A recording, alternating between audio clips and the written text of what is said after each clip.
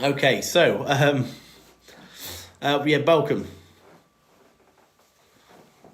I haven't been on for a while. Chest infections, laryngitis, you name it. It's all sorts been a bit fun and games, but we're back, and we're back for. If you check my last TikTok, we are back with the live lessons over the next 2 weeks.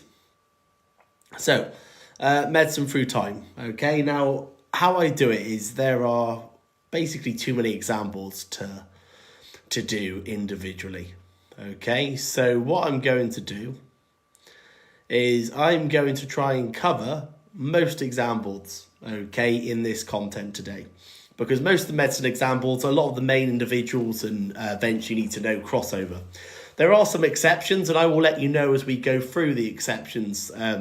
For example, when I talk about PARE, AQA students are going to be loving it, Edexcel students won't need it. Okay, so I'm also going to finish with the Western Front case study for Edexcel students at the end. And I'll leave that till the end. Just means that other people from different exam boards can then leave. Okay. Now, this is going to take a bit of a shift, guys, because we are going to try and do the entire medicine course in one sitting. Okay, so this is going to be quite, we're going to be quite intense. I'm not going to lie. Some of you who know me realise that I spend a lot of time emailing revision notes. As of today, I have now got my AQA and Edexcel medicine notes on my Linktree in my TikTok bio. So if anyone here wants to get access to the resources, then you can just download them. Future live lessons, guys. I'm going to do Germany on Friday. I'm going to do Cold War next Wednesday. And then I'm going to do Elizabeth either next Friday or Sunday. If you've got queries about any other topics, go to my Linktree, see what resources you can download. If it's more of a niche topic, then drop me an email. Okay, simple solution there. So, when I go through the content, guys, I'm going to do it thematically. What that means is, by the way, can I just say, you can record, you can screenshot, I don't mind. I'm going to do it thematically. So we're going to look at disease over time, surgery over time, then medicine over time, and then we will do the Western Front case study just for Edexcel students at the end. So the Linktree is in my TikTok bio. Okay, if you click that, you will get a lot of free PDFs that you can save for your exams. Okay, there are no charges to them. You just crack on. When I go through the content, just because the comment's quite distracting, I'm going to do a few slides. I would recommend screenshotting. People say Edexcel, everything's here, people. Okay, if you're Edexcel, you're in the right place. If you're AQA, you're in the right place. If you're Educast, you're in the right place. If you're, I don't know, this will hopefully help majority of you. I've tried to make it inclusive as possible, so all exam boards, Linktree in my TikTok bio. Right, here we go, people. We're going to get going because I've got 2 hours to my name and this is going to strain the voice. So, we have got, let's start with medieval medicine. It's worth pointing out, just double check your time period. Some exam boards start in the year 1000. I'm pretty sure Edexcel start in 1250. It doesn't really make much difference, but it's worth noting that some time periods have a slight change, and I will let you know about those changes as we go through. If you do the IGCSE for Edexcel, you know what? You might have to just wait a bit because when we get to 19th century medicine, we'll get onto that later. Right, all I need from you guys is to like and share. The comments are going off, and I will turn them back on every three slides. We'll turn them back on. Okay, so if you're just joining us now, welcome to GCSE Medicine Through Time Live. We are returning. All exam boards welcome. I will sort of specify and help you out with this, but medieval medicine basically stays the same. The only real difference is some exam boards like Edexcel start at 1250. That's it. That's the sort of first and only real change that I can think of. When we talk about disease, you've got to remember that God believed illness was a punishment from God. Okay, and it was up to God whether people were made to feel better. We call this supernatural healing. So the most common form of treatment could be things like praying. So you have supernatural, so religious reasons, and you have natural. Natural causes for disease, we have to jump back to Hippocrates and the ancient Greeks. Okay, now first of all, when I talk about Hippocrates and Galen, they are not alive still, but their legacy lives on. Hippocrates was a Greek doctor who came up with the idea of 4 humours. And the idea was that the body was made of 4 different liquids: blood, phlegm, yellow bile, black bile. Okay? And Hippocrates was also a huge fan of recording symptoms. Okay? He believed that people got ill depending on the season it was of the year, and that one of those 4 humours would be slightly more or slightly less. Okay, so if someone was ill, it could be because you have too much blood, or it could be because you have too little yellow bile. Now, Galen is probably our biggest name in the medieval period. The guy absolutely dominates. He's a Roman doctor who basically builds on the work of Hippocrates. He likes Hippocrates' idea of the 4 humours, and what he does is he builds on this. He calls it the theory of opposites. Now, the theory of opposites means that the 4 humours, and imagine you draw out yourself a nice little diamond square shape, whatever you call it. If you're too hot, you have too much blood. And therefore, you need something cool to balance out the humour. Okay, that's it. They work in opposites. So, the 2 biles, blood, phlegm. Now, how does Galen's work from the Roman period become so dominant? Really simple. Galen believes the body must have been divinely made. The body is so complicated, Galen argued, that no ordinary being could do that. Well, the Catholic Church is all over this. They're like, well, fair play. That person could be God. The God only has the ability to be that complex, to make a body that spectacular. So Galen's ideas very quickly get believed, okay, by the Catholic Church. And that is why everyone is obsessed with Galen, because they're all following Galen's ideas. And everyone follows the Catholic Church at this period. Everybody's religious. They take it seriously. Now, what this does is it limits the ability to research and find out new things, because the Catholic Church for all of these centuries are so happy and so domineering over Galen. People learn in the way of Galen. That's simple. So whenever you're talking about medieval disease, you've got the supernatural side, so religion and a punishment from God, and you've got the natural side, which is the 4 humours from Hippocrates and the theory of opposites from Galen. Now, what do you do if you're unwell? Well, most ordinary people who have no money would go and visit all of the weird, wonderful individuals that you probably remember learning about. Okay? First of all, we have your apothecaries. Now, apothecaries, I like to call them salesmen. Okay, these are the people that would make up nice little jars full of powders and all sorts and say, oh, buy one of these and your family member will get better. You have the infamous wise women. Okay, now wise women were usually elderly women who may have knowledge on herbal remedies or supernatural cures. They were also quite superstitious, so they might use charms and spells. And these were the most common ones. When we talk about surgery, we'll obviously give a shout out to the cheeky barber surgeons. Don't worry. So what happens? Who could actually go and see a doctor? Well, you had to be quite rich. Because if you went to see a physician in the medieval period, you had to have the money. Now, these doctors, they are specialists. They have been at a university and they have trained for 7 years. And in 7 years of training, what have they learned? They've learned about Galen. Okay? They have spent a lot of this time not dissecting bodies. That wasn't a form of teaching. Physicians are basically people who specialise in 4 humours. Simple. That's medieval medicine. If you've just joined us, all exam boards welcome. We're doing a Medicine Through Time GCSE Live. We're here for the long haul. We're here for a party. Sort of. All these notes of mine are in my link tree on my TikTok bio. They're free. No charge. You have fun. You go and get them. All I need from you lot is likes and shares, because it makes me feel... we're all about the views, aren't we? I'm joking.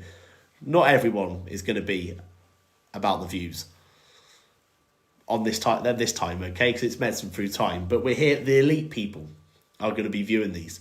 So in 3, I'm going to go on to the next period. And then I will bring back, I can put this back, okay? Now, listen up very carefully. All exam boards need to know about Christianity and medicine. Doesn't matter what exam board you're doing, that's simple. If you are, if you're on the AQA exam board, you need to know Islamic medicine. Okay, so all of you, that top half, if you're an AQA student, you need to know Islamic medicine. Christian medicine is quite simple. They believed in care, not cure, God-given illness. The monks are copying texts. And if you went into a medieval hospital, you very much would expect to see 12 beds, because Jesus has 12 disciples. You'd be looked after by priests. It almost looks like an inside of the church, would be the best description for it. Islamic medicine was more progressive. And AQA students, when you're talking about Islamic medicine, they were much more forward-thinking. In Christianity, the monks were some of the few people who could read and write. And therefore, all of those ancient Greek and Roman texts were being translated. In Islamic medicine, you had these massive libraries, okay, in places like Baghdad, the House of Wisdom, where there was greater access. The Prophet Muhammad actually taught people, for every disease, Allah has found a cure, okay, which was part of the hadith. And there are some individuals, again, AQA students, that you may want to refer to. Avicenna is a great Islamic individual because he wrote the Canon of Medicine, talking about the 760 different drug properties. Razi's identifies the difference between smallpox and measles, and he wrote a book, Doubts About Galen. Now, it's really important to remember that when you're talking about Islamic medicine, they're not being dominated by the work of Galen, because it's the Christian church that are all, hashtag Galen's the best, etc. Islamic medicine, they use Galen's work, but they're allowed to be more progressive. So, those of you on this slide, the top half, everyone needs to know the importance of Christian medicine. AQA students, Islamic medicine is part of the specification and is something you need to know. Again, don't worry if you miss any of these notes. They will be, I'd rather you take in, maybe write down the bits you're not too sure on, and then go to my link tree after the session and you can download free medicine notes, because I am a generous soul. Before I maneuver on, where are we? Right. I'm going to do the Renaissance medicine, and then what I'll do is I will put the comments on just in case you have any questions, okay? So we've done Christian medicine. We've done medieval medicine. So let's go to medicine in the Renaissance period. Now we're looking at disease. Now some of you are probably sitting there thinking, oh my days, we haven't done medieval surgery. Okay, we haven't done. No, we're doing everything about disease, then everything about surgery, then everything about public health. I'm doing it in themes because it helps you plan 16-mark questions, which most exam boards you need to be able to look over different time periods. Now, when we talk about the Renaissance period, some of you may know it as the early modern period. In the exam boards, again, check your time periods. For example, AQA 1500 to 1800. However, Edexcel are 1500 to 1700, I believe. So just be careful, because Edward Jenner, for AQA, actually sits right at the end of the early modern Renaissance period. But for Edexcel, for example, Edward Jenner is in your next time period. So I'm just going to make that absolutely clear. Guys, keep liking and sharing for me. You're doing a great job so far. Let's zoom in a bit so you can read. Now, when we talk about disease again, I won't lie, Renaissance medicine is easy. Because for most ordinary people, things have stayed the same. Okay, they've stayed the same. If you're an ordinary person, you're still going to apothecaries who are going to claim they can give you some awesome little powder or mixture to make someone better. There are still wise women chanting and using herbal remedies. Okay? Trained doctors are still being trained in the ancient ideas of the four humours. Now, one of the big ones that do change at this point is the use of quacks. When we refer to a quack, we're talking about basically an untrained doctor.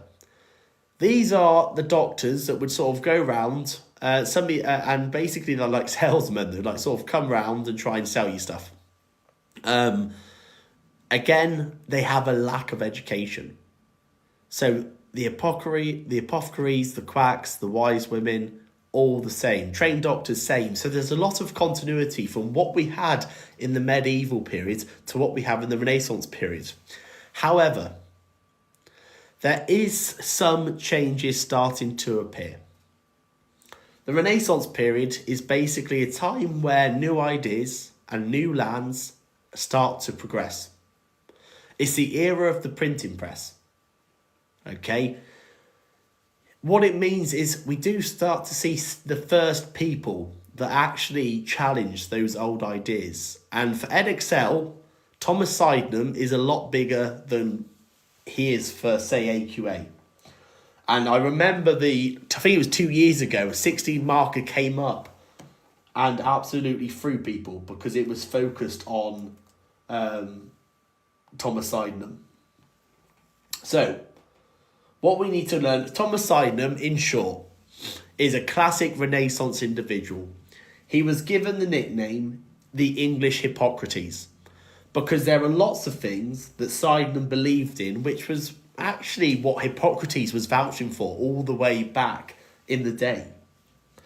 And he believed in some really forward thinking. He said, look, we can't treat every patient the same. Sydenham argues that you have to observe a patient carefully. You have to record their symptoms. And you have to prescribe a remedy, okay, which would be useful for that person. So don't sit there and generalise. So in terms of understanding why people are ill and the symptoms, he actually records all of this in his medical observations in 1676. Okay, so Sydenham is using... So there's a lot of what Sydenham does, which is progressive. Okay, thank you for the rose, by the way, in that another gift. A lot of what Sydenham does is forward thinking. However, the problem it comes is when it talks about how he deals with treating patients. Sydenham is still a massive believer in the four humours, and it's a classic example of someone who wants to observe, wants to record symptoms, wants to treat patients as individual, but when it comes to treatment, he, like many others, is still reliant on the four humours, okay? And that sort of contributes to his idea of his cool therapy, okay? If a patient was too hot, they would actively go out their way to try and cool them. Now, don't panic. I'm going to do Vesalius and Harvey when we do surgery because they link in better there. But let's now go to Edward Jenner. Edexcel, just double check your time periods, please. Because some of you, Jenner will come up in the next time period. I've done it based on the AQA time periods, but I'm just giving everyone that pre-warning. Now, Edward Jenner, we all know, thank you very much, Kai. He's very famous for the discovery of the smallpox vaccination. And those of you who have been TikTok fans of mine will know that I quite like taking the mick out of Jenner. Because in 1796, Jenner, through experimentation, had basically proven a point. And the point he made, at a time where smallpox was a very killer, lethal illness, what Jenner was understanding is why are milkmaids who are working with cows, they got a cowpox virus, which shares some similarities, it's just less brutal on humans. And he was like, well, how come these milkmaids don't get smallpox? So he decides to sort of test this out. Because previously, doctors had tried what we call inoculation. Inoculation is something where, for example, people would basically give someone a dose of smallpox in hope that their body would build up a resistance to it, build up immunity against it. It's a bit hit and miss, because obviously the danger is, this is before we're measuring dosages.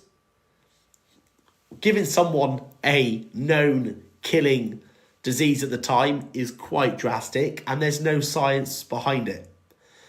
So what Jenner's doing is he's proposing something different. Instead of giving an inoculation, which is giving people smallpox to try and build up immunity, why don't we give people cowpox instead?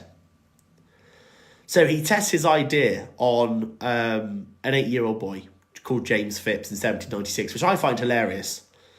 And what he does is he basically smears some cowpox into this boy, waits 6 weeks, and then decides to give him some smallpox. And this 8-year-old boy never got smallpox. He had some very mild symptoms. But what he worked out was, whoa, okay, so the cowpox is actually quite good because it helps people build a resistance to smallpox. And that's where we got the vaccination. He does this experiment 16 different times. Now, it's worth pointing out that Jenner does not know or does not understand what he's done.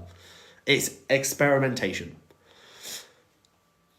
So really short, inoculation was the old idea of giving people a small amount of smallpox to build up resistance. Vaccination is you give someone some cowpox.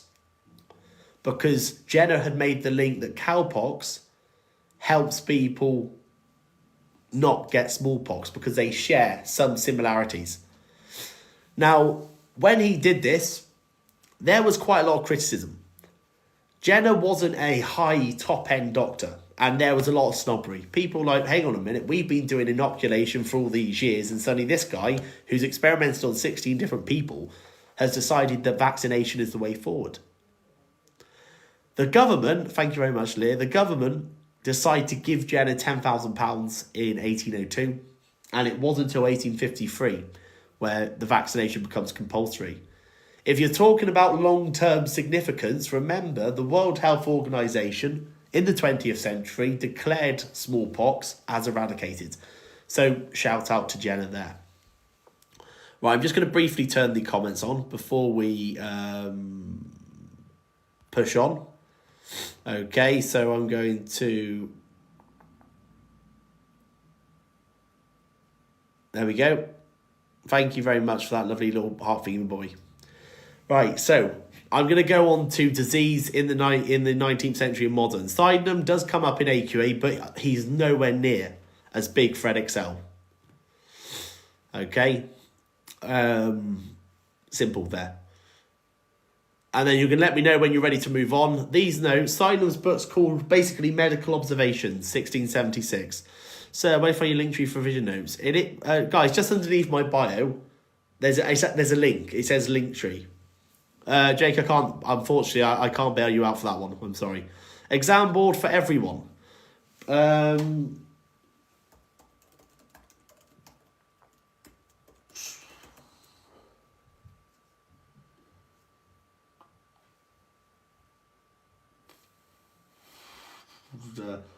Sorry, the printing press 1440. Will you be going through industrial medicine? Yes. Guys, the reason I don't do specific exam boards because I want it to be as inclusive as possible. Were the hospitals with monks or nuns as well? Yes. Are you going to do 1620 markers at one point? Is the call free? To be honest, it may have come up. If not, there we go. So, yeah, if you haven't heard about the call theory, don't worry. I just find it quite interesting. But don't worry if you haven't. How do I jump 4 grades in history? Revisions are fantastic. EV high. Oh, sorry. Why am I reading that one? Is this the same as medicine in Breton? Right. Guys, I'll say this one last time. If you do health and the people, medicine through time, if it's Edexcel, AQA, even OCR, maybe WJC, a lot of this, there is crossovers. You know what? You have to sort of know that some bits aren't relevant, and I do try and communicate that with you. But it's all good. There is a link tree, which I now is free. People, the link tree is just underneath my bio. It's up there, trust me, it's underneath my bio. Somewhere on my profile page, you will see it.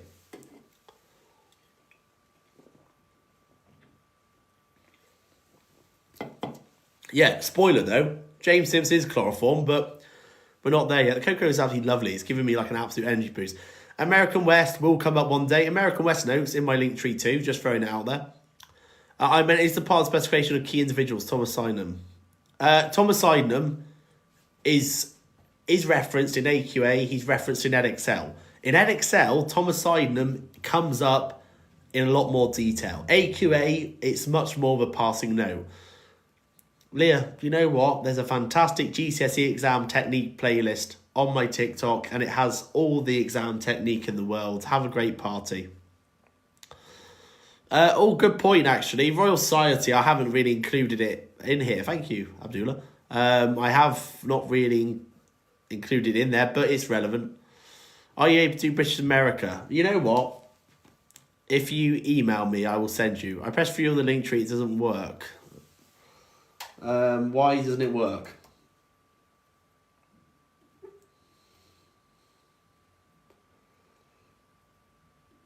It should work. I clicked on it the other day.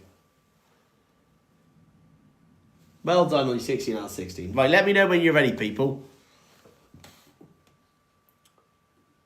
Let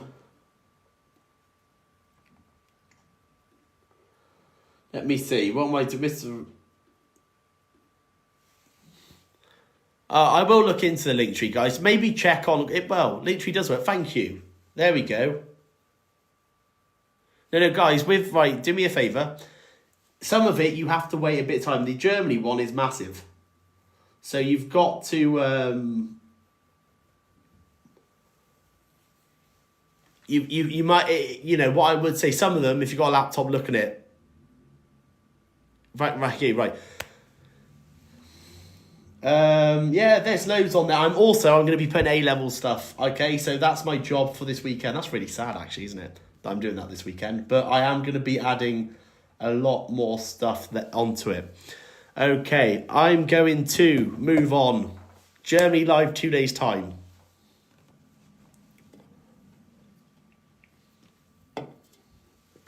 I have a whole Cold War playlist and it's on there. Yeah, okay. Are you happy if I move on, people? The link is underneath my bio on my TikTok page.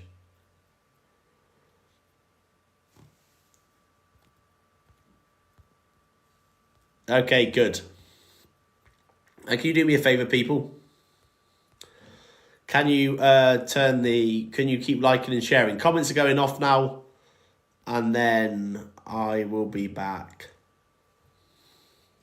Okay. Keep liking, keep sharing. It all helps.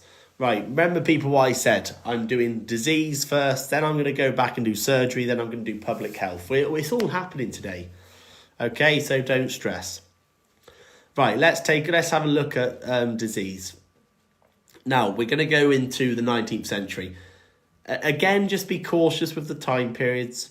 1800 to 1900 is AQA. I think most exam boards, so they do 1700 to 1900. That's why I said with Jenna, it depends on the exam board in terms of which time period they fall in. However, all of you, and will know about germ theory, Louis Pasteur.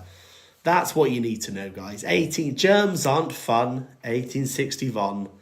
Germ theory, Louis Pasteur. Now, as we go into the 19th century, religion doesn't have the same hold it used to. Okay, the influence and the power of the church starts to dwindle. Ideas like miasma come under scrutiny. And Louis Pasteur, a French scientist, comes up with germ theory in 1861. How does he do it? Well, basically, germ theory, Louis Pasteur, he identifies and he sort of explores reasons why basically things like alcohol goes off, the pasteurization process to milk, and he very quickly links the idea that when something is left out, over time, they are exposed to microbes, which causes something to sour. And that's what he did with the milk example. So really short, what is germ theory? It's the idea that if something is left exposed, germs will get involved and they will cause disease. 1861, okay, they'll be exposed to microbes. Remember, Louis Pasteur does not know that you get different germs. This idea of germ theory is really simple. You leave something exposed, microbes grow within that solution. Now, the big debate suddenly sprawls out, and it's basically on one side, you've got team germ theory, and on the other side, you've got team spontaneous generation. Now, spontaneous generation is the idea that no, diseases build spontaneously within somebody. It could be because of like rotting matter or bad environment, but diseases spontaneously build up inside people and then they sort of start to spread that way. Okay? So it was like spread from rotting matter spontaneously. They don't get passed on. And there was people like Henry Bastian in Britain who were going round and they were, team spontaneous generation. They would actually go out and lecture for it. People like John Tyndall were British doctors who brought over germ theory. And eventually over time, germ theory got accepted because there was the science to start backing it up. And one of the people is your favourite and my favourite. Yep, that's it, Robert Koch. Again, I'm a huge fan of Koch, which I just realised, as I said out loud, probably is not the best thing to say on live, but he is responsible for identifying specific bacteria. And we can be as crude and crass as possible here because I always talk about the 3 stages of what Robert Koch does. Koch grows, Koch stains, Koch photographs. Now, what do I mean by that? First of all, Koch would extract bacteria from like dead mice and grow on a petri dish. Koch would then stain. Koch stains was all about using industrial dyes and on these grown bacteria. And finally, Koch photographed. He would then zoom in and he would photograph. And what he noticed is, wow, how come this bacteria has a different shape to this one? The TB bacteria is different to the one for cholera. And the cholera one is different to the one for anthrax. So Koch grows, Koch stains, Koch photographs. If you want a couple of key dates for Robert Koch, tuberculosis 1882, cholera 1884, for the specific bacteria that are identified. You don't need to know every single one. Now, it's quite ironic because at this time, you have got a huge amount going on. Germany and France are almost sort of like having a little rivalry at the time. Not just about medicine, by the way, but the countries are sort of, they've recently been in a war. And the French have got Pasteur and the Germans have got Koch. And just when you thought Koch had laid out Pasteur comes back. Pasteur's like, okay, Koch used my work, I'm going to use Koch. And what he does is he uses Koch's ideal specific bacteria, and for the first time, Pasteur, in his laboratory, is able to develop vaccinations such as the chicken cholera and anthrax vaccination. Now, why is this important? Pasteur doesn't discover vaccinations, that's our old friend Edward Jenner. But for the first time ever, scientifically, vaccinations can now be created. Pasteur understands that we just need to create weakened strains of the bacteria. Now, the party doesn't stop there. Oh no, you probably sat there, and I know you probably all sat there and get all emotional. I know that. But let's just quickly talk about how the work of Pasteur and Koch, the long-term significance of germ theory, is it allowed people to start finding cures for those bacteria. This is a game changer. Not just have you worked out why people are ill, because both germ theory and Koch staining method of bacteria help us understand what causes disease. Vaccination is an example of a prevention. But for the first time ever, it allows people in the modern era to come up with treatments that would target and kill these bacteria. And the first example of those are the magic bullets. Now, the first magic bullet was actually produced by Paul Ehrlich. Paul Ehrlich was a assistant to Robert Koch. And in 1909, the first magic bullet was a Salveson 606. Now, the Salveson 606, when I say a magic bullet, I'm talking chemical cures. Okay, these are chemicals that will kill specific bacteria. So, for example, people would use the Salveson 606 to kill the syphilis bacteria. Obviously, we'll go on now to the modern era, okay, where we can expand that a little bit further.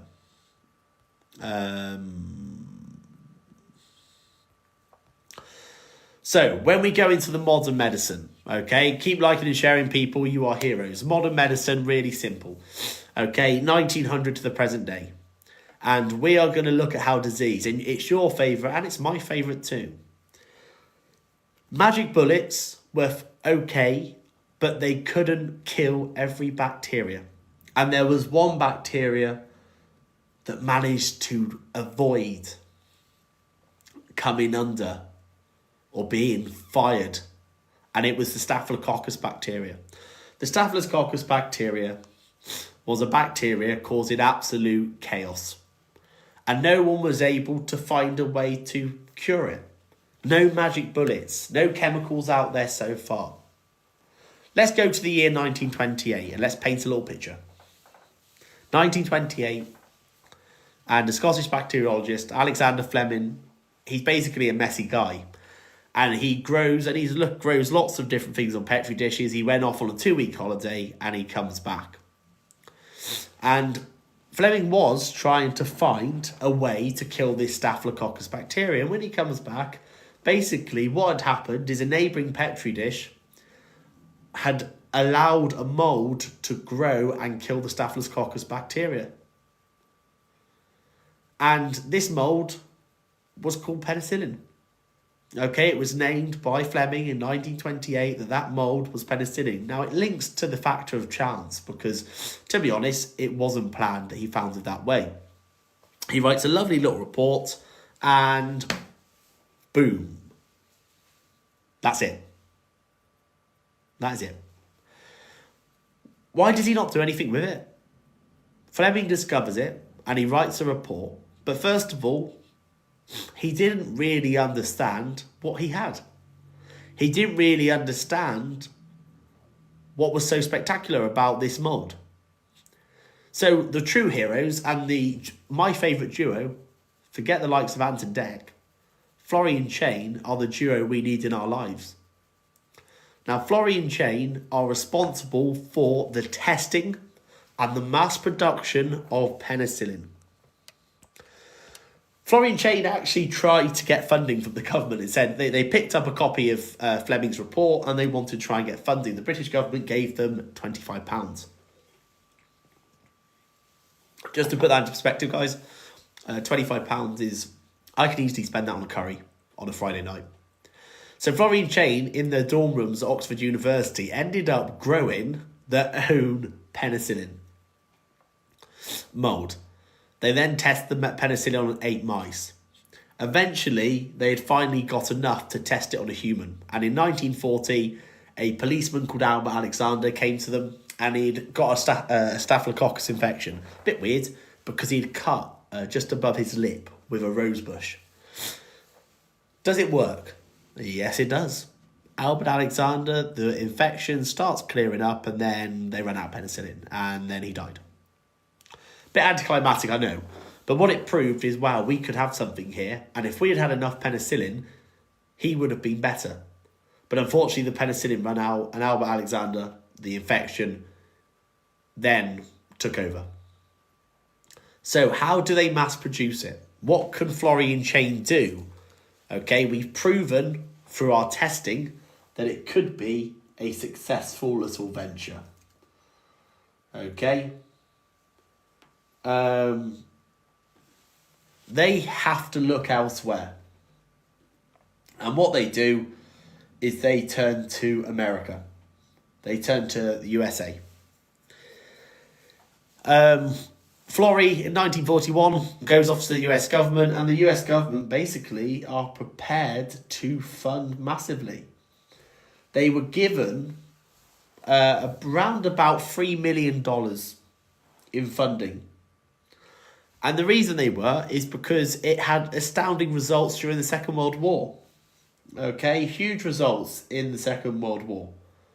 I think, 15% of all soldiers that were given penicillin recovered. So clearly they had something. And the US government were like, fine, we'll fund it. And this is where we suddenly see the mass production. And when I say mass production, chemical companies were now producing penicillin on a high volume. What does this mean? When we say penicillin is the first antibiotic, it's because now it was being mass produced. Pharmaceutical companies could produce, and it could be used on a regular basis. Right. I will turn the comments on. Guys, keep liking and sharing for me. You're doing a great job. Let me know when I could go on to surgery. I do need to pick up the pace a little bit. Okay, but there's disease done. We're now going to move on to surgery over the 4 time periods. Next, look at that. That's rapid. That's what we need, people. This enthusiasm. No. The modern periods. Penicillin's modern period. These specific slides are not on the link tree, but my knowledge organisers are, so that's fine. Okay, next we move on. So we are now jumping into surgery. Oh yeah, no, this is for AQA as well. This, all of you medicine people, you are here. We are going back to medieval surgery, so we're back to the year 1000 or 1250. And this time we're going to look at surgeons, okay? All of these, Linktree, Eat Your Heart Out, my medicine playlist. Trust me, all of these notes are there. They are free. Or take pictures. I love that. That's a really good idea. Which are the individuals for industrial diagnosis? Basically, Louis Pasteur and Robert Koch. Okay, to Grace. What year is this? We are now back to the medieval period. Okay, so I've done disease over time, and now we're going to go back and do surgery over time. Okay. So, let's go. Oh, hang on. Yeah, World War will be done at the end. No, you're not, Chloe. That's fine. You're just getting ahead of the game. John Tyndall was basically the guy who helped get Louis Pasteur's germ theory accepted in Britain.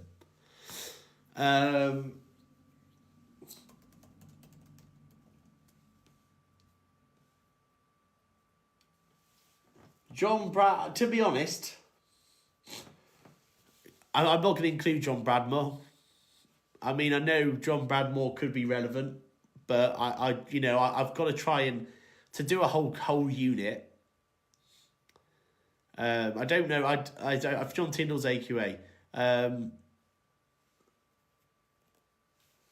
To be honest, I there's lots of people I could do and add in, but we are trying to do a whole topic in 2 hours. John of Aderne, no, I was going to explain that now. So I'm going to turn the comments off, people. And for the last time, I have a medicine playlist above my videos on my TikTok, and I have a link tree where you can find all the notes and all the slides and go back to them, save them, do whatever. Okay? So medicine playlist, or go on my link tree and you'll be sorted.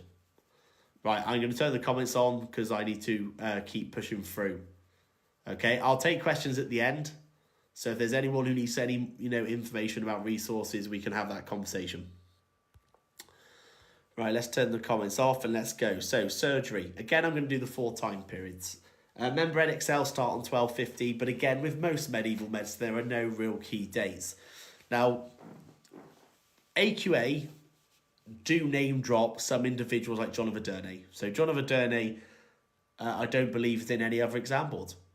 So I put him in there because AQA students, it's always good to have that example, but the rest is absolutely fine.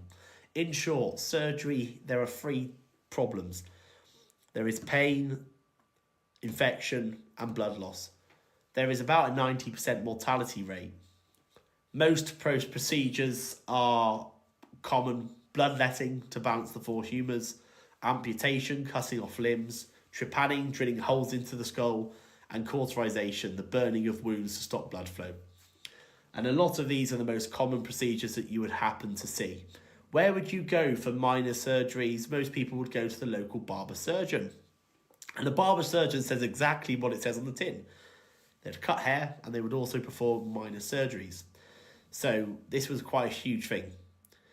Barber surgeons didn't really have any formal training. It was like I'll call it like an early example of an experienced barber surgeon would be watched by a younger one, and then eventually the younger one would take over. That would be the sort of gist of it. Now, the reason surgery didn't really progress goes back to the church. We know the church supported Galen's ideas that the body was divinely made, and because of that, dissections weren't happening until around 1300, and even afterwards, that was the situation. I said AQA needed Islamic reference. Even Islam weren't dissecting bodies. So if you're not dissecting bodies, no one knows about the human anatomy. They've only got the work of Galen. Most of Galen's knowledge on bodies is from the dissection of animals. So the church limits not just disease, but it limits what surgeries can happen. Probably the most informed people are army surgeons, people on the battlefields, because on the battlefields they would have things like booklets, or like the Wound Man, where they would sort of make notes and try and understand how the body works from injuries. For AQA, John of Aderne is a good example of someone who basically was just in the wrong time. I call him the anal surgeon, because he removed growth inside the anuses of patients. So things like your fistulas. So especially knights on horsebacks, they would have swelling inside the old chocolate tunnel. And he would extract them by removing the swelling and the pus. And he used a lot of natural remedies. Can I just say, for the medieval period, John of Aderne had a survival rate of 50%. That's quite good. But why don't we hear about John of Aderne? Really simple. He's a medieval surgeon at the wrong time where people are like, don't you dare touch the body because Galen said it was divine. Simple. XOXO Galen. Move on. So that's easy. Medieval surgery, that's easy. You're all loving life. I know that. You're liking, sharing. You're thinking, oh, how's my life so much fun? Now, let's go to our Renaissance or early modern. Listen carefully. AQA, this is where AQA, we get, unfortunately you've got to pick up the slack. NXL have to do a lot more on Thomas Sydenham. AQA, they gave you Pare and they gave you Hunter. Okay, so these are the two. Now, let me go through them. First of all, everyone here needs to know Vesalius. Everyone here needs to know Harvey. The reason I talk about them with surgery is because both of them, their work develops massively on how the human anatomy works. And for later on down the line, their books are really useful for surgeons. Let's start with Vesalius. Andreas Vesalius is probably, I call him like the OG, the real first person to challenge the ideas of Galen. Now, Vesalius, won't lie, just like most people, he has a bit of a weird thing where he used to take and collect dead bodies either from the execution gallows where people had been left to hang. He was even known to do a bit of grave digging. And through stealing bodies, he would perform his own dissections, and he recorded and drew what he saw. And it was very quick to him. Hang on a minute. I'm slicing and dicing these dead humans, and I'm finding a lot of what Galen said to be incorrect. Well, that's probably because Big G Galen was slicing up apes and pigs. So what ideas did Vesalius come? The jawbone is one, not two parts, like Galen had said. The breastbone, okay, had 3 parts, not 7, like Galen had said. And these are important because these are like challenging for the first time what people had learned about Galen. Thank you very much, Evie, for the rose. And they're massive. Vesalius is challenging what human anatomy was like. And to make things better, the Fabrique of the Human Body, or Fabrica, in 1543, Vesalius had lots of illustrations, detailed illustrations of what the human body looked like. And his book, Fabrica, would go on and it would be translated across Europe. Partly as well, guys, you've got to remember that this is the era of the printing press, because we're now in our early modern period. And in our early modern period, our Renaissance period, the printing press starts to help to get these ideas to spread. Paré is an AQA wonder guy, and I feel slightly gutted for other exam boards. I don't know if the Welsh exam board do Paré, but I'm gutted for Edexcel you don't get to do him, because Paré was an army surgeon, and he was one of those classic people who'd go around the battlefields, and if someone had a wound, he would burn that wound with hot oil. Love it. But darkness dawned because he ran out of hot oil. And when he ran out of hot oil, what happened? Well, and I love the fact that he just mixes up a new solution. Egg yolk, rose oil, turpentine, he whips it up and he uses it to treat soldiers who had gunshot wounds. And they healed quicker. They had a higher chance of survival. He also reintroduced, and this is where I think he's very underrated, he reintroduces one of Galen's good ideas. The hilarious thing about Galen is Galen had once talked about ligatures. Ligatures was the idea of when you tie off blood vessels to stop them bleeding. Quite a good idea. And it's something that gets used a lot further down the line, but no one had actually stood there and really followed it up until Paré started doing it. The problem is, on the battlefield, doing ligatures is not the most efficient or quick method. But yeah, Paré, a lot of respect there. William Harvey, he is an all-time favourite of everyone. Now, William Harvey loved to dissect cold-blooded animals, so things like frogs. And one thing he was identifying is he focused on blood flow. Now, the first thing he did is he likened the heart to a pump. And when he looked in, he was like, so the heart acts like a pump and pushes blood round the body. And he did like little experiments. He actively tried to pump blood the other way, and it didn't work. So Harvey was sitting there and he was like pumping blood around the body, and he realised that it could only circulate one way and that the heart pumped blood. Now, if you want a date, guys, 1628 is the year where he wrote his book, Motion of the Heart, okay, where he shared his ideas.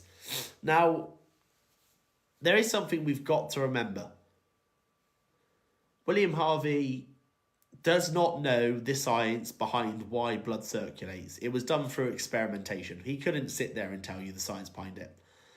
But he also stirs the pot. Why does he stir the pot? Galen said the body made blood from the liver. The liver made blood and it acted like fuel. What have people for years been trained in? They've been trained in the theory of the four humours. The theory of the four humours. Which means all of a sudden Harvey's saying, well, blood circulates around the body. The heart acts as a pump. He's basically taken a massive dump on the four humours. And this causes a huge... this causes an absolute huge concern for physicians. He even gets called a quack. He comes under huge scrutiny. But the long-term significance of William Harvey is that people wouldn't be able to identify blood groups. We wouldn't have blood transfusions if it wasn't for him. John Hunter is also an AQA specialty. And again, I won't lie, this guy's an absolute nutter. John Hunter collected 3,000 different specimens. Okay, now Hunter and Paré, like I said, they're not in the Edexcel exam board. I don't know off the top of my head if they are in the other exam board, so double check. But John Hunter was basically, he collected specimens from animals and humans, 3,000 of them. He liked to experiment. And a classic experiment they did in 1767 is he had a patient, he's a surgeon, who had gonorrhea. Okay, gonorrhea is a sexually transmitted infection where it's all a bit manky. Okay, and it has red swelling around the genitalia area. And he decided to rub gonorrhea into himself. Yep, you heard me right. He rubbed gonorrhea into himself, and he worked out something huge. He worked out that you could get more than one venereal disease, basically one or more STI, because he didn't know that that same patient also had syphilis. But he records his books, his findings, and he writes a famous book on venereal diseases. He also writes books on things like the history of the history of teeth, which is one of the first people really to get to grips with how the teeth work. He writes a book on gunshot wounds. He's quite a varied man. In 1785, he challenged the old ways. Now, I told you in the medieval period, one of the most common forms of surgery was amputating an infected limb. 1785, a man came in and he had a massive aneurysm, so a massive swelling above his knee joint. Now, instead of amputating, what he did is he basically tied off the areas of the blood, some areas of the blood vessels, and allowed the blood flow to redirect. And over time, the aneurysm decreased and that person walked out. So it was absolutely huge. So if you're just seeing this, guys, Vesalius and Harvey you all need. Paré and Hunter are AQA. I'm not sure, though, if Paré comes up elsewhere for any other exam boards. But that's that. Right. We now go into the 19th century. So I'm now 1800s to 1900s. And all of you need to know this, okay? We have got, and I said to you right at the start, we have 3 problems with surgery. Keep liking and sharing, people. Let's keep pushing. Keep being those heroes you are. There is the problem of pain. There is no anaesthetic. There is the problem with infection. A lot of people are dying because of post-surgery infections. And there's also the risk of blood loss. And to kind of make it simple, no one really had an idea about it. We're going to start with the problem with pain. The problem with pain was simple. Back in the medieval period, surgeries were basically, just a painful experience. In the early days, what sort of anaesthetics were there? People got drunk, so alcohol. There were some natural remedies that were used, but it wasn't really used on a wide range. So things like opium and hemlock. The early examples that we start to see in the 1800s are things like ether. Now, ether was a substance which, there were some successful surgeries with ether, but it was also very flammable, which wasn't great because a lot of surgeries were done in public galleries. We then had the very famous nitrous oxide in 1842. In 1842, a surgeon, Humphrey Davy, uses nitrous oxide, which, again, does have some success, but some of you may know it as laughing gas, which means that actually asking a patient, it might actually reduce pain, but the patient wasn't exactly still. They would burst into hysterics before their surgery. The first successful anaesthetic you need to know is James Simpson. Okay, James Simpson, 1847. Okay, James Simpson, 1847. In 1847, James Simpson discovers chloroform. Now, how does he discover chloroform? He basically been looking at different chemicals, and he sort of showed up. He had a dinner party with some friends around, and this pot of chloroform was going round, and he was showing it off, and they all passed out, and they thought, this could be quite a useful idea. Now, chloroform was discovered by chance. Was there opposition to chloroform? Of course there was opposition to chloroform. Because first of all, people were like, hang on, God gives pain. So that didn't go down very well. But also the first time it was used. It went horribly wrong.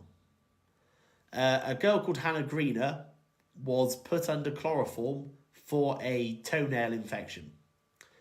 They basically gave her an overdose and she died, which wasn't exactly endorsed full of chloroform. So how did chloroform become accepted?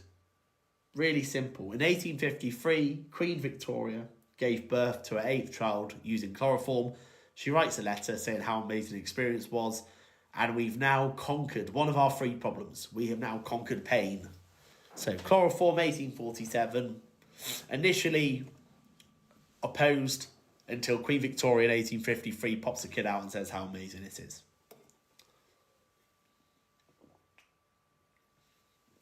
So we go on. Now, we're going to jump into infection. Infection was our second problem that we identified. And why was there a problem with infection? No one knew what germs were. Quite dramatic, I know. In 1861, germ theory was discovered by Louis Pasteur. Now, this is where there's a link. Louis Pasteur, germ theory. The idea is that if you leave something exposed, microbes can grow. Well, hang on a minute. If I'm performing surgery and I've suddenly got exposed cuts and exposed wounds, you're basically leaving people ready for infection. Do you think for 1 second that people were cleaning their surgical equipment? Do you think people were washing hands? Oh no. No, they weren't. Joseph Lister got access to Louis Pasteur's report on germ theory, and he very quickly worked out that you can use carbolic acid as an antiseptic. So he would spray everything with carbolic acid. He would spray the patients. He would spray the equipment. He would spray his hands. Everything with carbolic acid. And did it work? Yeah. It did work. The first time he had first time it worked, 1867. This boy, Jamie Greenless, had his leg crushed by a cart. And he used carbolic spray and it was a successful antiseptic. The problem is, in the long term, antiseptic surgery does have some downfalls. Carbolic spray is an irritant, and it's not the nicest thing to go on the lungs. It affected a lot of people. Ironically, Lister used to come in and perform surgery in his street clothes. But what's the long-term significance? And this is important that you know the difference between the two of them. Between the two of them, you have got you've got antiseptic surgery, which is the carbolic spray, but today we now have something called aseptic surgery. Aseptic surgery is still going off the ideas of Lister, but it's about why don't we just remove germs from the surgical field? You look at any of your top medicine programs, and I'll tell you what, if any of you in here, you know, you got your Grey's Anatomy fans, that you got your scrubbing in, you got your safety equipment. Okay, you sterilise the surgical field, you sterilise the equipment, you clean surgery floors between them. That's what you'd expect today. So Lister's antiseptic surgery did, in the long term, pave way for aseptic surgery. So what do we have by 1900? Anaesthetics and infection anaesthetics have dealt with pain, antiseptic surgery has dealt with infection. But there is still one issue, and that's blood loss. Now, a lot of you were asking me, am I going to be doing, and I will turn the comments after this one, but are we going to be doing World War I? Yes, I will be doing that at the end, Edexcel students. But some of it will come up now, because for all other examples, you still need some modern day examples of surgery that you can talk about. Surgery, let's talk about one of the early, and one of the queens herself, the icon, the legend. Guys, keep liking and sharing for me. We've got this. We've gone over the hour mark. We are owning it. Do you know what? If I get to 100,000 likes, I'll be over the moon. So, X-rays. Discovered in 1895, but Marie Curie, being an absolute icon, changes how surgery is used on the battlefields by using the radiation, because she was responsible for discovering radiation, and then the utilisation of mobile X-rays that could be taken to the battlefronts on the Western Front. What do X-rays do? Well, X-rays allow people to identify broken bones and look at them before they just start ripping into someone's body. We also go to blood transfusions. Now, by 1900, Karl Landsteiner is responsible for discovering different blood groups. Okay? Now, this is important because you can't just can't give blood unless it's a match in your own blood group. When he did this, in World War One, this became a common procedure. Blood transfusion is where someone needs to give someone else replacement blood and match that to its receivers. So in 1914, Albert Hustin discovers, well, we need to be able to store blood to stop it clotting. So he used a sodium citrate solution, and they thank you very much for that, Hart, and they would put it into bottles and keep it nice and stored. Now, obviously, when we get to the Second World War, blood banks become a lot more common. Another World War One breakthrough, Harold Gillies. Now, Harold Gillies was the founder of plastic surgery, okay? And in plastic surgery, what he did is wounded soldiers, he would perform skin grafts. So he would take healthy skin from another part of the body and he would use a pedicle tube to reattach it to a face. Again, at the time, it's quite hard to look at. If you look at any skin grafts from that time, it's very difficult to look at because, Harold Gillies, he was the first one to do it. And a lot of soldiers had breakdowns and suffered from a lot of PTSD following how it had gone. But it was the early days showing that plastic surgery is possible.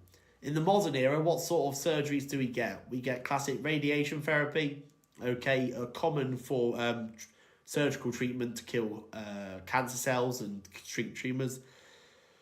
Laser surgery is more common for things like skin conditions.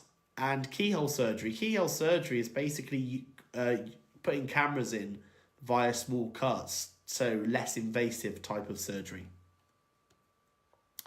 Right, I'll quickly just turn the comments on and keep liking. Yes, we're over 60,000 now. And guys, let me know when you're ready to move on to public health over this era. Yeah, this is modern surgery. So modern, any 1900 to present. I apologise, guys. I should have put the dates on top.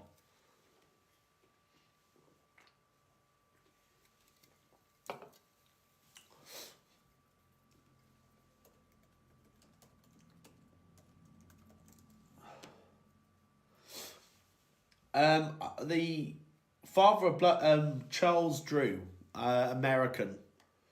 Okay, they called the father of the blood banks. Yeah, we still, thank you very much, Kane. We still got public health to do. So Jon Snow, Edwin Chadwick, etc. are coming up. Okay, we've still got all of those.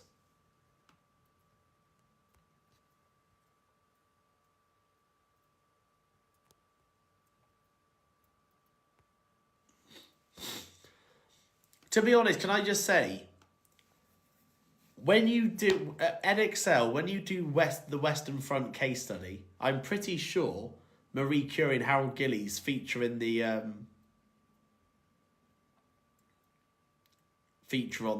pretty sure they feature, don't they?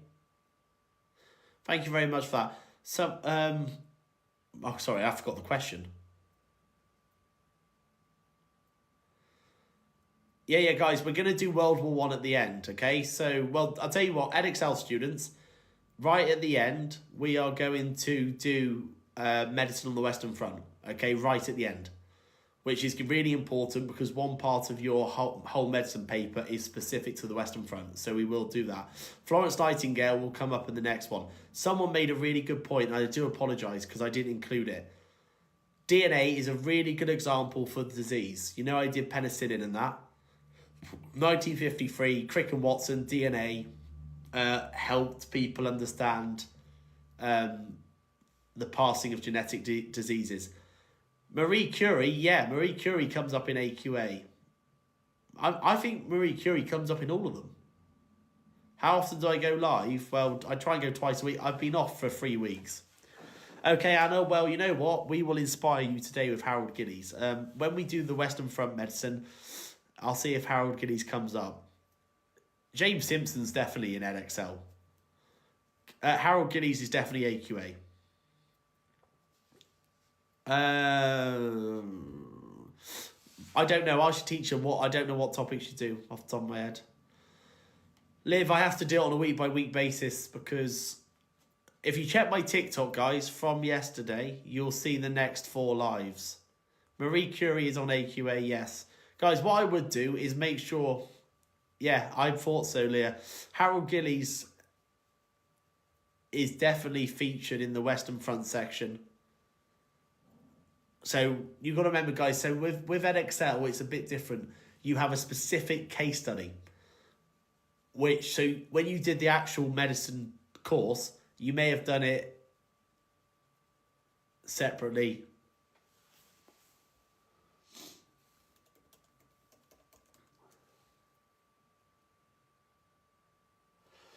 Yeah, you're right. I haven't done Van Leeuwenhoek.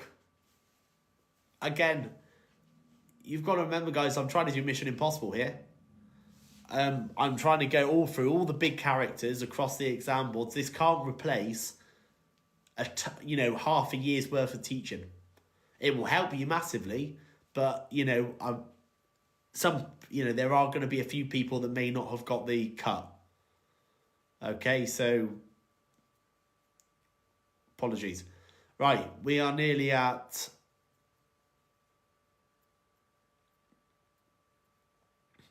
will it be disregard? No, okay. If it's factually correct, and I do say this, most of the medicine through time courses go up to the present day.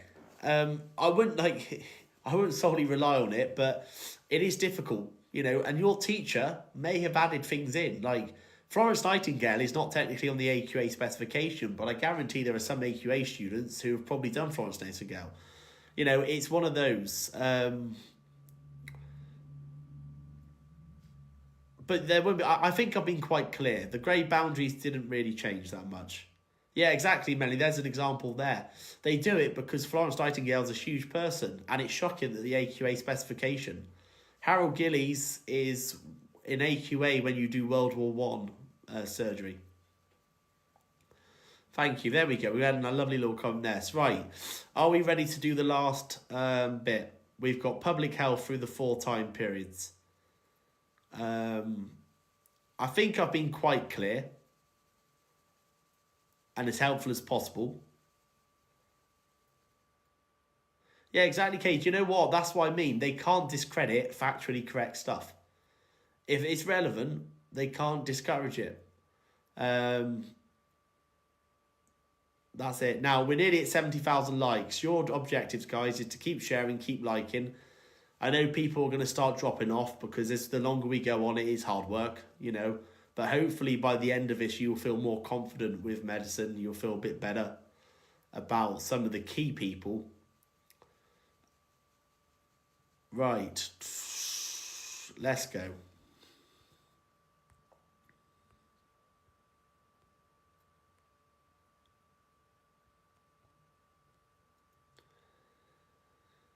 Okay. Hang on. Oh, no, don't want that one.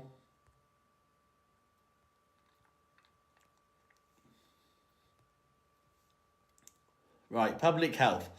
Guys, we're back in the medieval period, which for some of you it starts in 1000, some of you 1250, you know the drill. Okay, and breathe to take a sip of Coke. Can you make up facts in exams? If they're accurate, I guess you can. Trust me, if we could all make up facts, I wouldn't be here at 7:45 on TikTok. No offense. Right.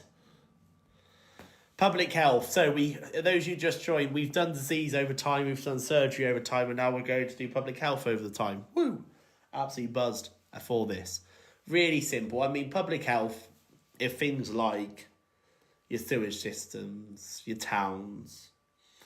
In the medieval period, towns stink. No clean water, no adequate sewage system. Waters were coming directly from rivers and streams, but they had waste in them. And why did they have waste in them? Because people would empty waste. Gong farmers, who were responsible for picking up waste, would then empty waste into water sources. Those same water sources would supply water to the wells. I'll let you work out the success rate there.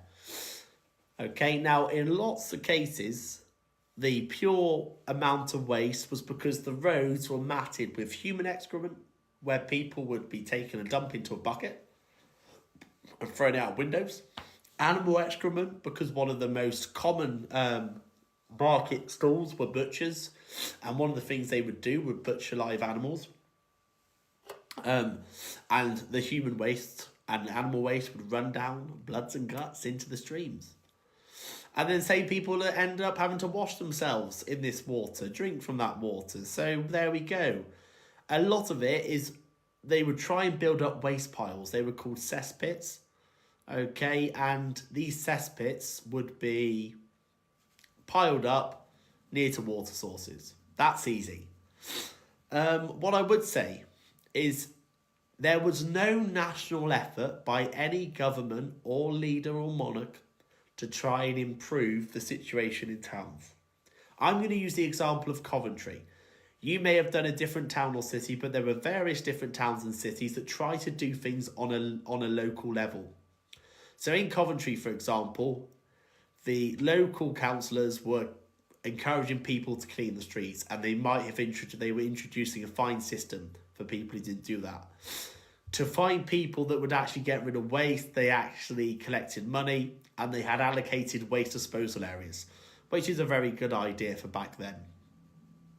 So again, that will vary. It wasn't just Coventry, but it's a good example of what local efforts were happening. But nationally, there was no big push on public health. Now, the one area which was kept clean in the medieval period are monasteries. Monasteries are where you will find your monks. And they were often located, first of all, they were more isolated and they were not situated inside your towns and cities. Because of that, it meant that they could redirect water. The monks live a very strict life by the rule of Saint Benedict. And one of the things that they have to follow is cleanliness. And they had routines where they would keep clean. And one of the things they had to do is they would isolate themselves. They would have privies, so separate areas for toilets. Pipes would deliver water to local wells, and they would have man-made stone filters to stop any dirt coming in. When they were clearing out waste, they would basically bury it in the ground. So they would go out a certain distance and dig pit areas to then put the waste in. So because of their lifestyle, monasteries were probably an area of better public health. Now, in terms of hospitals did help the poor. Medieval hospitals, really short and simple, provided shelter and rest. But because they were very religious institutions with your priests and your monks, they believed in supernatural healing, okay? That God will make you better. So they would care, they would water you, but they wouldn't try and treat you. Often rich people would give these hospitals large amounts of donations to try and get themselves to heaven. What's the best example of public health absolutely sucking? Real simple, the Black Death of 1348. The Black Death is one of the main outbreaks of the plague, and it's responsible for the killing of 50 to 66% of the population. Massive. Public health was awful. And because there was a lack of knowledge and a lack of understanding around the Black Death, people didn't really know what caused it. And you've got all of your favourites, gods, miasma, four humours. Then you've got your really weird ones, like, for example, the movement of the planets. It was also a time of anti-Semitism. So because of anti-Semitism in places against the Jews, the Jews got blamed for poisoning the water. Now, knowing the difference between prevention and treatment is important. When you try and prevent something, it's things you do to try and avoid being ill in the first place. Things like praying, mass, some would eat too much, some would whip themselves in the eyes of God, like flagellation, and try and punish themselves so God wouldn't give them the plague. In terms of treatments, it's bonkers. It's absolutely bonkers because no one really understands how the Black Death works. So you think it's got prayer,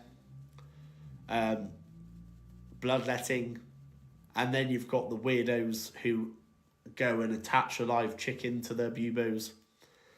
In short, the poor public health and the Black Death led to a lot of dirtiness and just led to the Black Death being able to run absolutely wild on the public. Now, let's go into the Renaissance, early modern period. Again, it depends on your time period, so again, have a bit of flexibility. But I want to start with the Great Plague, because one thing we need to know the difference is, what's the difference between the Black Death and the Great Plague? First of all, they are both outbreaks of the plague. The Black Death was more common for the buboes, those lovely little pus-filled lumps that would form in the armpit and groin area. The plague, when it reappears in 1665, the plague never just disappears, guys. It's like, I'm not saying it's comparing it, but when we had COVID and we had like waves that popped in and out, it was a bit like that. And that's what the plague did for many, many years. So the Great Plague is still a version of the plague. The Black Death is a version of the plague. The Great Plague was nowhere near as deadly. But it was more pneumonic, which meant it was spread from person to person. Do we know what caused it? No, we don't. Do we know how to treat it? No, we don't. Anything before germ theory in 1861, you can write it off. Guys, we're nearly 80,000 likes. Keep going, you absolute legends. So when the plague reappeared in 1665, people still believed in the same old causes, etc. However, they were starting to join the dots together. And one of those dots were, how come most of the deaths happen to be in the dirtiest areas? So there was a link that the dirtiest areas had the highest concentration of deaths during the Great Plague. And the reason they worked that out is because they had something called the Bills of Mortality. They recorded every single death and where that person died, and they were able to start making those links. Now, prevention was better. They may not have known what caused it, they may not have known what treated it, but the prevention under the Great Plague was much better than that of the Black Deaths. The Great Plague, the prevention, first of all, you had women searchers. Women searchers, they were women who were responsible for identifying plague victims. So they would note down the plague symptoms, give people a greater understanding. The Mayor of London went out and he would ban lots of mass public gatherings for things like theatre or sports, etc. And people were put in quarantine. If people were known or were in around an area where the Great Plague was present, they would be put in their houses.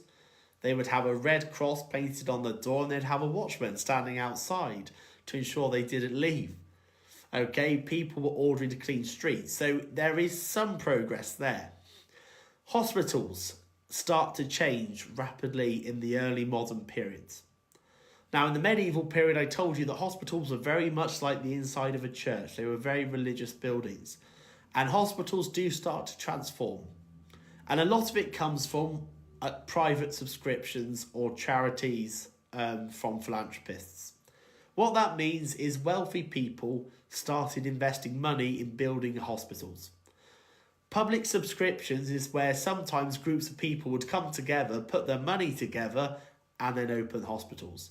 So if you ever sit there, and if it'd be interesting, if your local hospital is ever named after someone, it's probably because at some point they had a large investment. And I'm going to give you a classic example. St. Bartholomew's, is a great example. St. Bartholomew's London Hospital is a good example of how hospitals changed.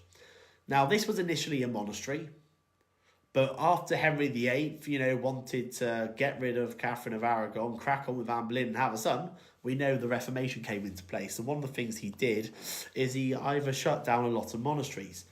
Bartholomew's was turned into a hospital. And in these hospitals, you started to have specialised wards. Doctors were now being trained within the hospitals. I wouldn't go overboard and say that they were perfect, because most treatments and what are these doctors being trained in are still the four humours. So let's not go, whoa, watch out everyone, this is serious business, because there was still that idea of the four humours. There was still the importance of religion, but they were much more proactive in getting people help.